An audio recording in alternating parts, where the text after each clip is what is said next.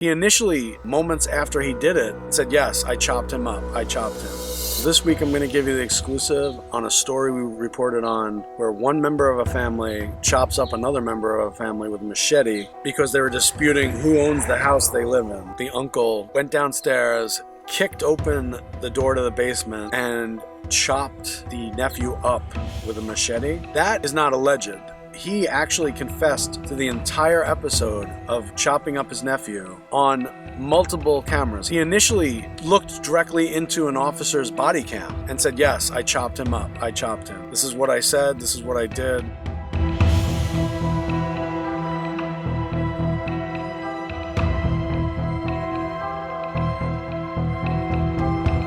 So when I arrived on the scene, there was a forensics lab van parked in front of the house in the driveway. There were 2 officers guarding the front door. I quickly looked around. I saw a neighbor directly across the street sweeping in front of his house. So I went over and I asked him, do you know what's going on? Do you know who was killed? And he was super helpful. He knew the family. He told us all about how the woman who owned the house had died 2 years ago from COVID, and that there had been fighting ever since then. The brother and the uncle were fighting constantly until about a month ago when the brother got kicked out. I got overnighted to cover the arraignment the next morning, and I was lucky enough to be in the courtroom when they brought in the accused uncle, and the DA really went into detail. The assistant district attorney read into the record basically the uncle's entire confession.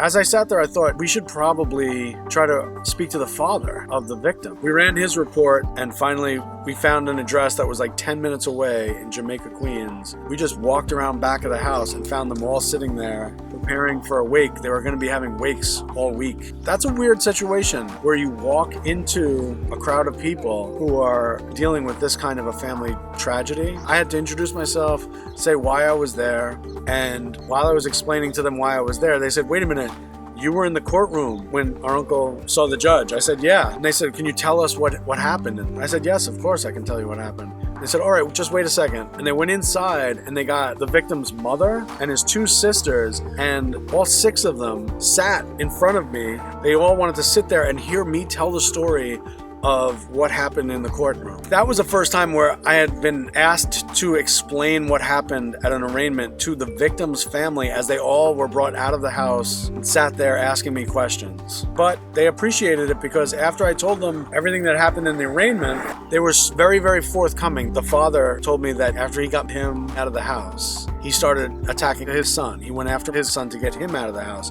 because he wants to take the house. That's what he wants. He made it very clear. In the end, I mean, this was all just a terrible tragedy. As far as who's gonna eventually get the house, I think we can fairly say it's not gonna be Suhnandan, right? According to his confession, I'm guessing he's not gonna be walking out of prison anytime soon. And as far as between the brother and the sister, how they're gonna figure out who owns the home, that still isn't clear. If you enjoy this kind of content, please feel free to go ahead and hit the like button. If you want to be kept in the loop on all the stories we're running on for the New York Post, go ahead and hit the subscribe button. Thanks.